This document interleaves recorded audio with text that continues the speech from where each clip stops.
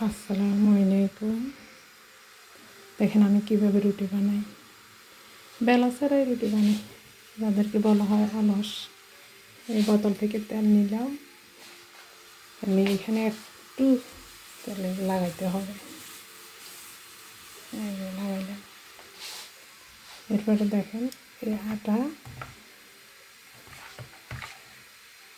আটারে একবারে আপনাদের মনের মতো করে করবেন। গাঢ়ও করতে পারেন আর পাতলাও করতে পারেন, যে যেভাবে খায় আর কি। যারা আমার মতন অলস পাটি তারা করবেন আর কি। আর যারা ঠিকই বেলার ইচ্ছা আছে তারা বেলে খাবেন। এখান থেকে আমি এই যে দেখেন বাড়ি থেকে খোলা নিয়ে আসলাম জার্মানি। খোলাতে এখন পানি একদম পুরা খোলা দিছি, কারণ শুকাই একেবারে কমে আসছে। দেখি এখন মশলা দিলে মনে হয় সব কিছু পিঠা বানানো যাবে।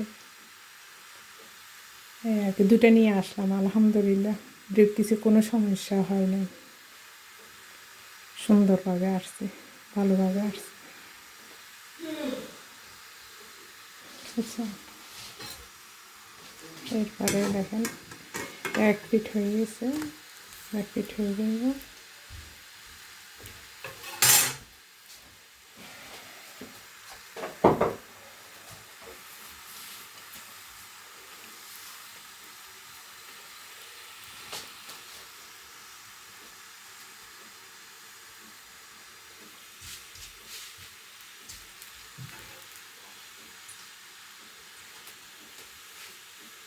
এখন জার্মানে কয়টা বাজতেছে?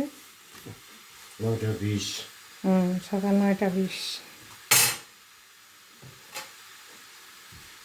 এই তোমার আবার কি হয়েছে?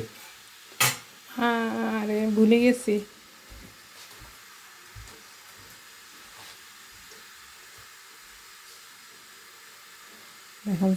দেখেন জার্মানে এখন 9:20।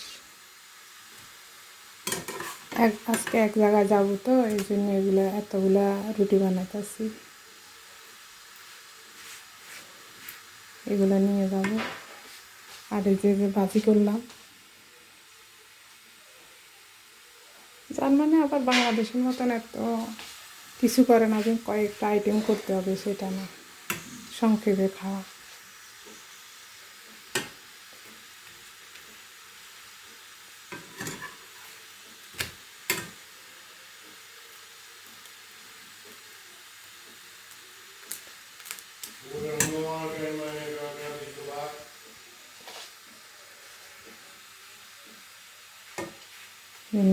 মেয়ের সাথে কথা বলতেছে, মেয়ে অন্য জায়গায় থাকে তো কথা বলতেছে।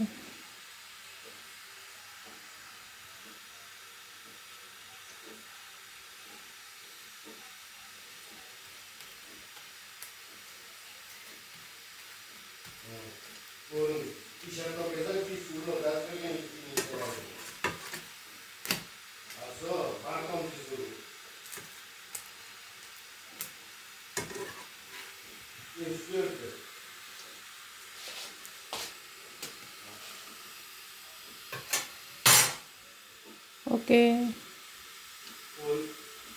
আসসালামু আলাইকুম, রাখলাম।